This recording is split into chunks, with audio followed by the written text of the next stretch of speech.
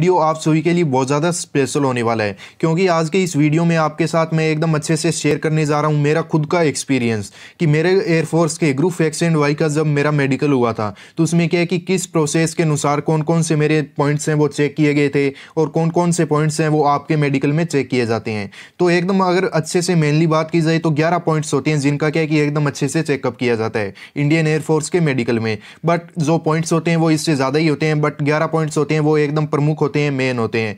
तो आज वो सारे पॉइंट्स आपके साथ मैं शेयर करने जा रहा हूं और एकदम अच्छे से डिटेल में आपको बताने वाला हूं कि मेरा जो मेडिकल हुआ था वो कैसे हुआ था और आपका अभी जो मेडिकल हो रहा है, ठीक है, तो वो कैसे होता है, ठीक है, और इसके लिए क्या स्टैंडर्ड्स होते हैं। तो ये वीडियो थोड़ा सा लंबा होगा क्योंकि एकदम अच्छे से आपको डिटेल में बताना है मेरे को।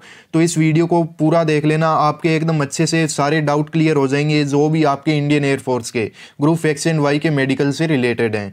तो विदाउट वेस्टिंग टाइम फ्रेंड्स, चलो चलते हैं नेक्स्ट स्लाइड में। और इसके अलावा अगर आपने यार इस यूट्यूब चैनल डिफेंस लॉर को अभी तक सब्सक्राइब नहीं किया तो प्लीज़ फ्रेंड्स सब्सक्राइब भी कर लीजिए और अपने एक दो दोस्तों के साथ शेयर करना मत भूलना। बाकी जो सब्सक्राइब करने के बाद आपको जब एक बेल आइकन दिखाई दे तो उसको भी टिप कर लेना ताकि जो भी वीडियो मैं आपके लिए अपलोड करूं तो वो टाइम पे एकदम अच्छे से आपको मिलता रहे।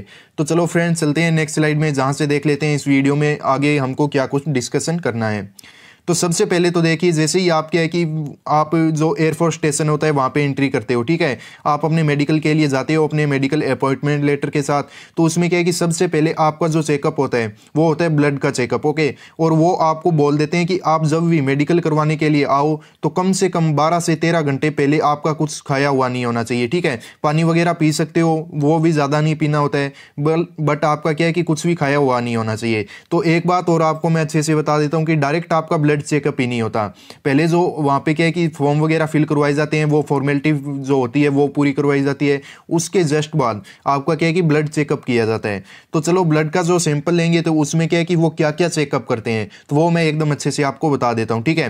टोटल क्या है कि 11 पॉइंट्स होती है या फिर टोटल 11 रिपोर्ट्स होती है जो वो आपके ब्लड से चेक करते हैं, ठीक है। तो इनमें से 2-3 जो मेन है वो मैं आपको बता देता हूँ। बाकी तो देखो यार, एक जो मेडिकल स्पेशलिस्ट है वही आपको सब कुछ बता सकता है।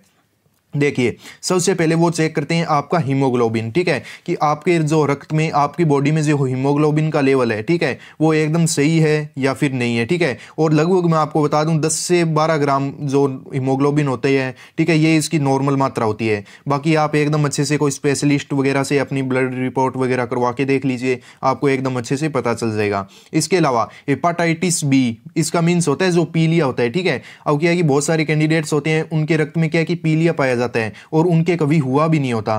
तो वो भी क्या है कि हो सकता है नॉर्मल उनके रक्त में कुछ ऐसी गड़बड़ वगैरह हो। तो मैं आपको बता दूं हेपाटाइटिस बी, इसकी भी रिपोर्ट की जाती है। इसके अलावा वहाँ पे जो ब्लड चेकअप का एक और मेन जो एम होता है वो होता है शुगर का लेवल चेक करना हमारी बॉडी में, ठीक है, कि हमें कहीं शुगर वगैरह तो नहीं।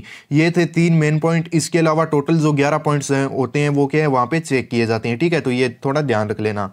अब जैसे ही आपका जब क्या है कि ब्लड का सैंपल लिया जाता है तो साथ में क्या है कि आपकी यूरिन का भी सैंपल ले लिया जाता है, ठीक है। तो यूरिन में तो आपके यही सब कुछ चेक किया जाता है। सबसे पहले तो ध्यान रख लेना कि आपके शुगर वगैरह ना हो, ठीक है, और हेपाटाइटिस बी ना हो। तो यूरिन से ये 2 पॉइंट तो ये हो गए। इसके अलावा कि आप कोई ड्रग्स वगैरह का तो यूज़ नहीं करते, ठीक है। यूरिन का एक ये भी काम होता है, वैसे देखा जाए तो ब्लड का भी होता है कि आप कोई ड्रग्स वगैरह यूज़ करते हो तो वो क्या है कि उसमें फाइंड हो जाता है। तो इसलिए भी इन दोनों का एक एम ये होता है, ठीक है फ्रेंड्स।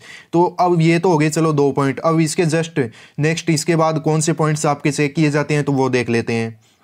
इसके जस्ट बाद आपकी ईसीजी करवाई जाती है, ठीक है। तो ईसीजी मैं आपको बता दूं, जैसा आपको नॉर्मल यहाँ पे दिखाई दे रहा है कि आपके जो हार्ट होता है, ठीक है, उसके बाहर ये जो आपको चुस्सक से दिखाई दे रहे हैं रबर के, ये लगा दिए जाते हैं, ठीक है। और आपके हैंड या फिर बोलें तो आपके हाथ की कलाई और आपका जो पैर होता है, ठीक है, तो वहाँ पे भी क्या है कि ये दो आपको यहाँ पे चिमटा सा दिखाई दे रहा होगा, ठीक है, ये ऐसे लगा दिए जाते हैं और आपकी ईसीजी चेक की जाती है, ठीक है। तो ईसीजी जब आप चेक कराओ तो एक बात ध्यान रख लेना, वो आपको बोलते भी हैं कि बिल्कुल क्या है नॉर्मल रहो, ठीक है, ज्यादा टेंशन में मत रहो। अगर टेंशन में रहोगे तो आपकी जो ईसीजी है वो एबनॉर्मल आ जाएगी, ठीक है। और ईसीजी का पॉइंट है वो बहुत सारे कैंडिडेट्स को मिलता है, ठीक है, बट मोस्ट ऑफ का क्या है कि ब्रेक हो जाता है, बट मोस्ट ऑफ का नहीं होता। तो ईसीजी में क्या क्या चेक किया जाता है वो मैं आपको बता देता हूं। देखो, ईसीजी में सबसे पहला चेकअप तो यही होता है कि जो हमारे हार्ट की जो पोजीशन है, ठीक है, वो एकदम अपनी राइट पोजीशन पे है या फिर नहीं है, ठीक है। इसके अलावा सेकंड इसका मेन एम ये होता है कि हमारी जितनी भी जो ये नली वगैरह होती है जहाँ से क्या है कि रक्त संचार करते हैं, ठीक है, तो उनमें कोई ब्लॉकेज तो नहीं, ठीक है। तो ये सब कुछ चेकअप करने के लिए क्या है कि ईसीजी का क्या चेकअप किया जाता है, ठीक है। अब आगे मैं आपको और बहुत सारे मेडिकल से रिलेटेड वीडियो प्रोवाइड कराऊंगा, जहाँ पे एकदम अच्छे से बताया करूँगा कि जो आप अगर क्या चाहते हो कि ईसीजी में पॉइंट ना मिले तो आज से ये काम स्टार्ट कर दीजिए, और एकदम अच्छे से बताया जाएगा, क्योंकि मैंने ये खुद सब कुछ क्या है एक्सपीरियंस कर चुका हूँ। तो मेरे को पता है कि अगर हम क्या काम करते हैं तो हमें क्या है कि ईसीजी में पॉइंट नहीं मिलता, और अगर हम क्या गलतियां हैं वो करते रहते हैं जिससे क्या है कि हमको ईसीजी में पॉइंट डेफिनेटली मिलता ही मिलता है। आगे देख लेते हैं। तो जैसे ही आपकी ईसीजी वगैरह हो जाती है तो जस्ट आपको क्या है कि जो ग्रुप होगा उसको क्या है कि चेस्ट एक्सरे के लिए भेज दिया जाएगा, ठीक है। तो चेस्ट एक्सरे में आप देख सकते हो आपको एकदम अच्छे से कमीज वगैरह उतार के क्या है कि एकदम जो ये शक्तिमान की पोजीशन है उसमें क्या है खड़ा दिया जाएगा, ठीक है, और आपका चेस्ट का एक्सरे हो जाएगा। तो चेस्ट एक्सरे का भी मेन एम देखा जाए तो यही होता है कि आपके जो ये फेफड़े वगैरह होते हैं तो यहाँ पे क्या है कि कोई भी इन्फेक्शन वगैरह ना हो, ठीक है। अब क्या है कि हम क्या है कि कोई स्मोकिंग वगैरह करते हैं, ठीक है, हम तो नहीं करते वैसे, जो नॉर्मल एज होती है हमारी तो ठीक है, बट बहुत सारे कैंडिडेट्स होते हैं वो स्मोकिंग वगैरह करते हैं, तो इससे क्या है कि उनके लंग्स वगैरह के क्या है कि इन्फेक्शन वगैरह होने का चांस हो जाते हैं। तो अगर कोई भी करता है ये गलत काम तो आज से इसको छोड़ दीजिए, वरना आपका जो चेस्ट एक्सरे है, ठीक है, ये डेफिनेटली क्या है कि एबनॉर्मल आने वाला है और आपको क्या है कि रिजेक्शन का सामना करना पड़ेगा डेफिनेटली। तो ये हो गया चेस्ट एक्सरे के बारे में सब कुछ एकदम अच्छे से मैंने बता दिया। तो आगे देख लेते हैं कौन सा पॉइंट और चेक किया जाता है। तो ये तो चलो ठीक है कि आपका एक बार सबसे पहले ब्लड और यूरिन हो गया, उसके बाद आपकी ईसीजी और बाद में फिर आपका एक्सरे हो गया। फिर आपको बोल दिया जाएगा कि आप ब्रेकफास्ट करने के लिए जाइए, ठीक है। और जैसे ही आप ब्रेकफास्ट करके आओगे उसके जस्ट आधे घंटे बाद क्या कि आपका फिर से क्या कि ब्लड प्लस यूरिन के सैंपल लिए जाएंगे, और सेम वही जो रिपोर्ट्स पहले थी वही क्या दोबारा की जाएगी। आपके शुगर का लेवल चेक किया जाएगा कि खाना खाने के बाद नॉर्मल है या फिर क्या ज़्यादा ही एबनॉर्मल हो गया। उसके अलावा आपकी हेपेटाइटिस बी वगैरह ये सब कुछ रिपोर्ट्स की जाती है, ठीक है फ्रेंड्स। तो ये इसमें ज़्यादा आपको क्या है कि टेंशन लेने की बात नहीं है। अगर आपको लगता है कि आपके जस्ट क्या है कि 2-3 महीने पहले क्या है कि वहाँ पे मलेरिया वगैरह हुआ है, हेपेटाइटिस बी मीन्स ये पीलिया वगैरह हुआ है, तो इसकी क्या है एक बार आप रिपोर्ट ज़रूर करवा लेना कि अभी आपके नॉर्मल है या फिर एबनॉर्मल है, ठीक है फ्रेंड्स।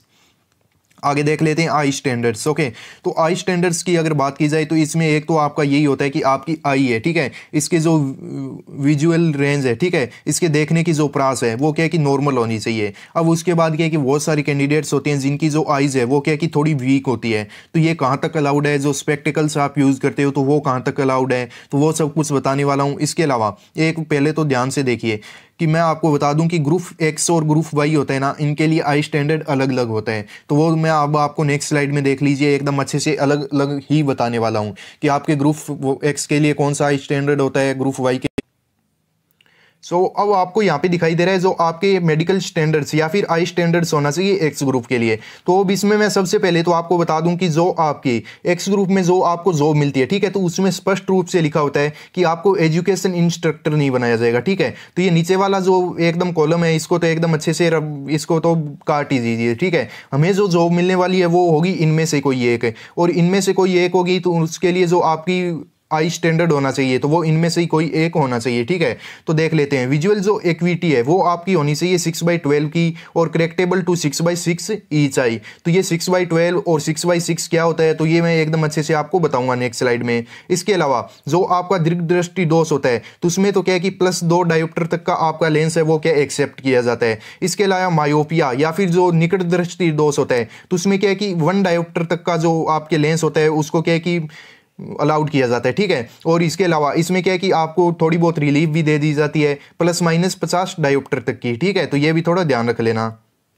तो आगे की जो कॉलम है वहां पे अब आपको दिखाई दे रहा है इसका आई कलर विजन। ओके, तो आपका कलर विजन क्या होना चाहिए। अब कलर विजन से मेरा तात्पर्य है जो आप बोलते हो कलर अंधता, ठीक है, तो वो आपकी CP2 लेवल की होनी चाहिए, ठीक है। तो अब ये CP2 क्या होता है ये मेरे को बिल्कुल भी पता नहीं है, बट मैं आपको आगे की स्लाइड्स में ये दिखा दूंगा कि कलर अंधता क्या होती है, ठीक है। वहां पे कुछ एक स्लाइड्स में आपसे मैं पूछूंगा कि यहाँ पे बताओ क्या लिखा हुआ है, तो वो आप मेरे को कमेंट करके बताना। अगर आपने सही सही बता दिया तो 100% आपके कोई कलर अंधता नहीं है, अगर आप नहीं बता पाए तो आपके 100% के कलर अंधता है, ठीक है। और हाइट है वो मिनिमम वो यहाँ पे लिखी रखी है, चलो ये बाद की बात है, ठीक है, ये मैं आपको बता भी चुका हूँ एक वीडियो में, वैसे यहाँ पे भी आप देख सकते हो। इसके अलावा देख लेते हैं कि जो हमारा ट्रेड होता है वाई ग्रुप का, ठीक है, तो उसमें क्या है कि हमारा आई स्टैंडर्ड है वो क्या होना चाहिए।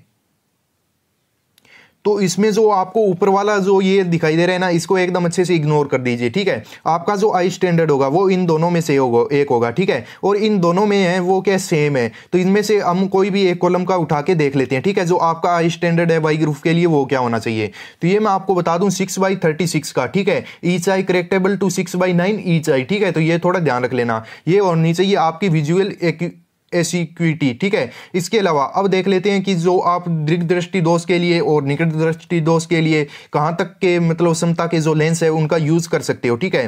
तो ये यहाँ पे दे रखा है ±3.50 डायोप्टर तक के, ठीक है। तो इतने लेंस है वो आप यूज कर सकते हो, इनमें आपको कोई प्रॉब्लम नहीं होने वाली, ठीक है। इसके अलावा जो आपका कलर विजन है वो क्या है कि CP2 लेवल का ही होना चाहिए, ठीक है। और CP3 का भी कहीं कहीं पे अलाउड कर दिया जाता है। इसके अलावा जो मिनिमम हाइट वगैरह है वो यहाँ पे दे ही रखी है, तो इसको आप क्या है कि एकदम इग्नोर कीजिए, ठीक है। ये मैं आपको पहले ही बता ही चुका हूं।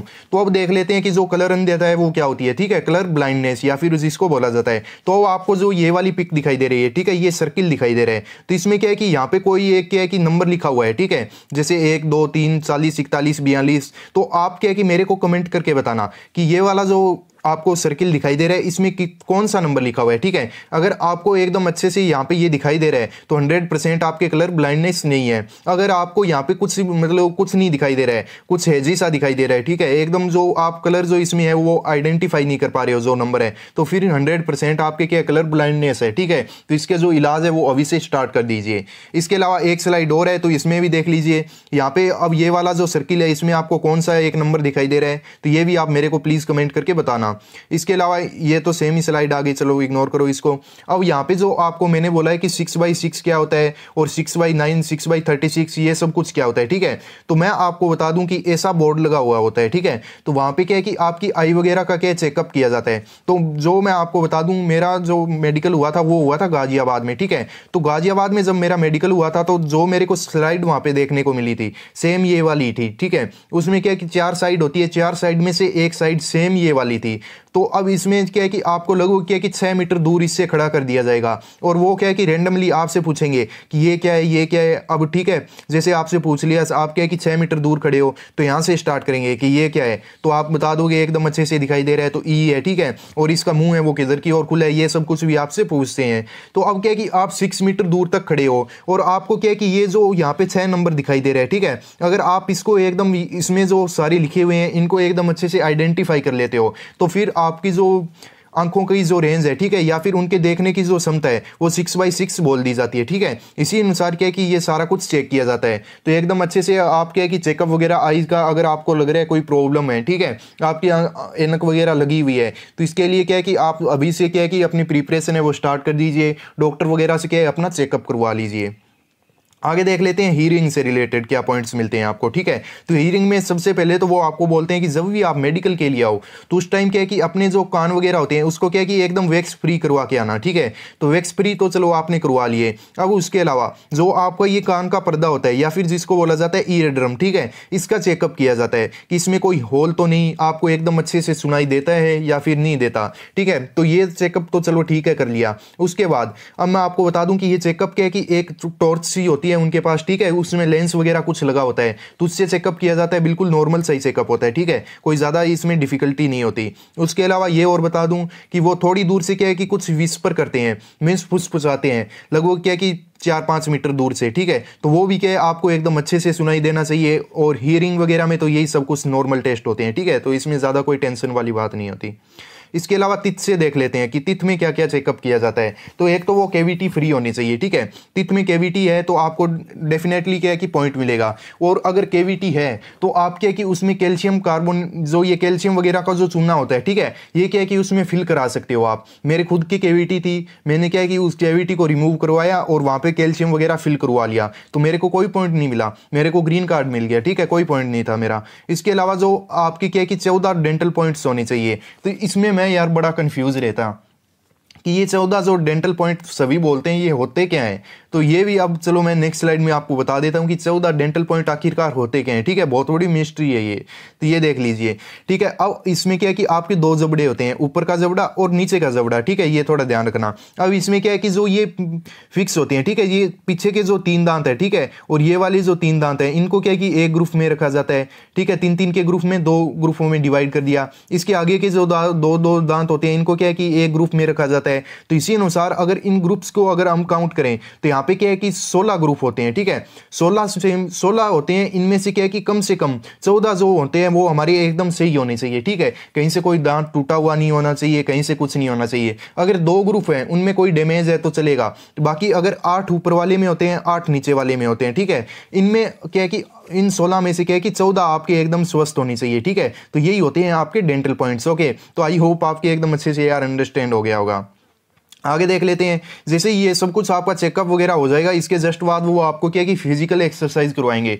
तो फिजिकल एक्सरसाइज में यही होता है, उठक बैठक करवा ली, जंपिंग करवा ली, पुशअप्स वगैरह करवा लिए। तो इसका ये नहीं है कि आप वहाँ पे क्या है कि उन्होंने बोला उतने पुशअप नहीं कर पाए तो आपको क्या आउट कर दिया जाएगा, ऐसा नहीं है। वो क्या है कि आपके शरीर को एकदम खोलना चाहते हैं। ठीक है, वो क्या है कि एकदम क्या है कि नॉर्मल सिचुएशन में लाना चाहते हैं कि जब आप थोड़ी बहुत क्या है कि वार्म अप करो तो फिर उस टाइम क्या है कि आपके शरीर में आपका शरीर है वो एकदम अच्छे से बता देता है कि इस बंदे के क्या है कि नोकनी है या फिर नहीं है, इसके क्या है हैंडबैंड है या फिर नहीं है। ठीक है, तो ये सब कुछ कैसे चेक किया जाता है तो वो देखिए आगे मैं आपको बता देता हूँ। जैसे ही आप क्या है कि ये सब एक्सरसाइज वगैरह कर लोगे तो फिर क्या है कि आपकी नोकनी चेक की जाएगी।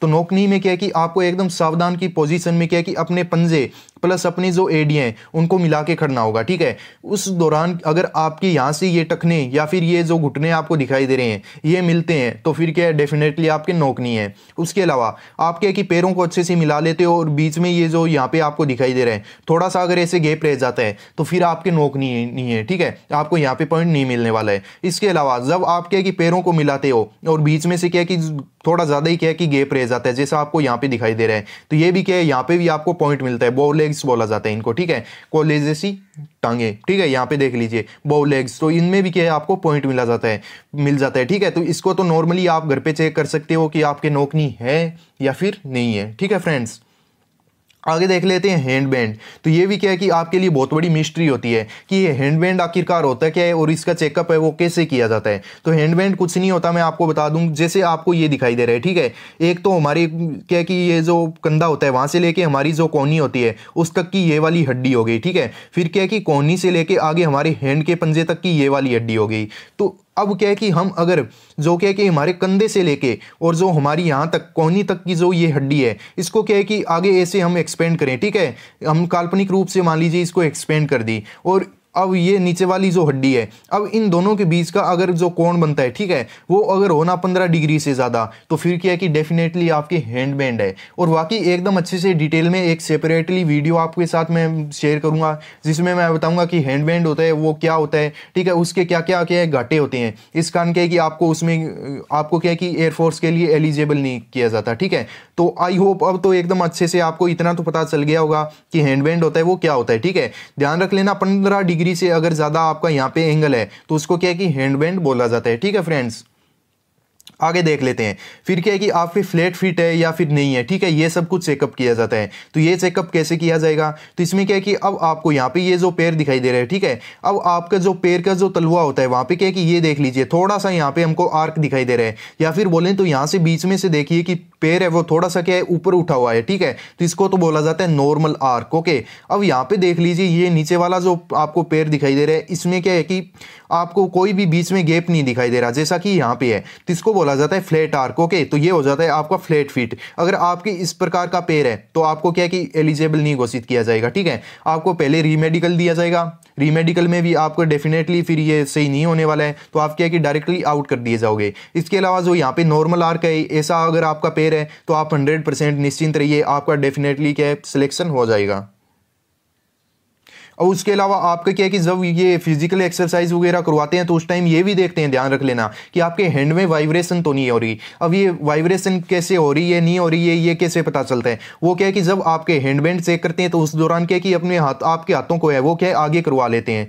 तो उसी टाइम क्या है वो हैंड वेंड चेक कर लेते हैं और उसी टाइम देख लेते हैं कि आपके हाथों में क्या है कि वाइब्रेशन तो नहीं हो रही, कंपन तो नहीं हो रही। अगर कंपन होती है तो फिर डेफिनेटली आपको आउट कर दिया जाता है। इसके अलावा हाइट एंड वेट मैं आपको बता ही चुका हूँ, ठीक है। इस पर एक सेपरेटली वीडियो प्रोवाइड कर चुका हूँ, अगर आपने नहीं देखा है तो प्लीज़ उस वीडियो को देख लेना, आपको पता चल जाएगा कि आपकी जो हाइट है उसके अकॉर्डिंग आपका जो आइडियल वेट है या फिर मिनिमम और मैक्सिमम वेट जो आपका डिफेंस फोर्सेज में एक्सेप्ट किया जा सकता है वो कितना है, ठीक है। तो ये भी थोड़ा ध्यान रख लेना। इसके अलावा अब देख लेते हैं जो आपका अंतिम चेकअप होता है, ठीक है। जो आपका मान लीजिए लास्ट फेज आ गया, आपके जो मेडिकल है उसका लास्ट फेज आ गया, अब आपके चेक किए जाएंगे प्राइवेट पार्ट्स, ओके। तो वहाँ पे क्या कुछ चेकअप किया जाता है और कौन कौन से पॉइंट आपको वहाँ पे मिल सकते हैं, तो वो चलो देख लेते हैं। तो प्राइवेट पार्ट्स में सबसे पहला तो यही है कि आपके पाइल्स नहीं होना चाहिए, ठीक है, या फिर जो बवासीर की जो प्रॉब्लम होती है या फिर मस्सा होता है वो आपके नहीं होना चाहिए, ठीक है। अगर वो है तो उसका ऑपरेशन है वो अलाउड किया जाता है, तो अभी से आप उसका ऑपरेशन वगैरह करवा लीजिए, आपके कोई प्रॉब्लम नहीं होगी, ठीक है। जब तक आपका मेडिकल होगा तब तक क्या है कि आपके एकदम अच्छे से जो उसकी रिकवरी है वो हो चुकी होगी, ठीक है फ्रेंड्स। तो ये तो चलो एक तो ये आपका चेकअप किया जाता है। उसके अलावा जो आपके प्राइवेट पार्ट होते हैं वहां पे ये भी चेकअप किया जाता है, ठीक है। उसमें क्या है कि आपकी जो स्किन होती है वो एकदम यहाँ से पीछे रिमूव होती है या फिर नहीं होती, ठीक है। ये एकदम अच्छे से पीछे से क्या है कि रिमूव होनी चाहिए। उसके अलावा जब आप खांसते हो तो इसमें क्या है कि मूवमेंट होनी चाहिए, ठीक है, इस पे प्रेशर पड़ना चाहिए। अगर आपके पेनिस पे प्रेशर नहीं पड़ता तो फिर क्या है ये प्रॉब्लम होती है, वो एबनॉर्मल घोषित कर दिया जाता है और आपको क्या है पॉइंट दे दिया जाता है। इसके अलावा अब एक क्या कि आपके नाक में सबसे बड़ी प्रॉब्लम यही होती है, ठीक है। वैसे देखा जाए तो यार जो 100 बंदे अगर मेडिकल के लिए जा रहे हैं ना तो उनमें से क्या है कि 30 से 35 बंदों के ये प्रॉब्लम होती है, ठीक है, डीएनएस प्रॉब्लम। तो ये डीएनएस प्रॉब्लम क्या होती है ये देख लीजिए। डीएनएस प्रॉब्लम होती ये है कि आपकी जो नाक की जो ये यहाँ से हड्डी होती है पीछे से, ठीक है, तो ये क्या है कि थोड़ी टेढ़ी होती है, तो आपकी एक तरफ की जो ये नासा छिद्र होता है ना इसमें क्या है कि थोड़ा ब्लॉकेज हो जाता है। तो उस कारण क्या है कि आप अच्छे से क्या है स्वेलिंग नहीं कर सकते या फिर आप अच्छे से क्या है सांस वगैरह नहीं ले सकते, तो इसे बोला जाता है डीएनएस, ओके। और इसका नॉर्मल सा एक यार ऑपरेशन होता है, ठीक है, ऑपरेशन अलाउड होता है। आप थोड़ा सा ऐसे चीरा सा लगवाओगे तो आपका डीएनएस रिमूव हो जाएगा और आप एकदम स्वस्थ हो जाओगे।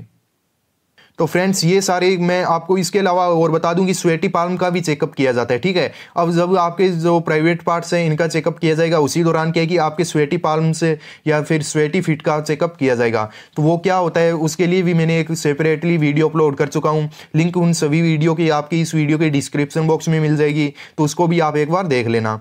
इसके अलावा ये सारा मेरा पर्सनल एक्सपीरियंस था जो आपके साथ में शेयर करना चाहता था। इसके अलावा अगर कोई और क्वेश्चन है, ठीक है, आपका डेफिनेटली बेझिझक आप मेरे से पूछ सकते हो और आप सभी के कमेंट का आंसर तो मैं देता ही हूं, ये तो आपको पता ही होगा।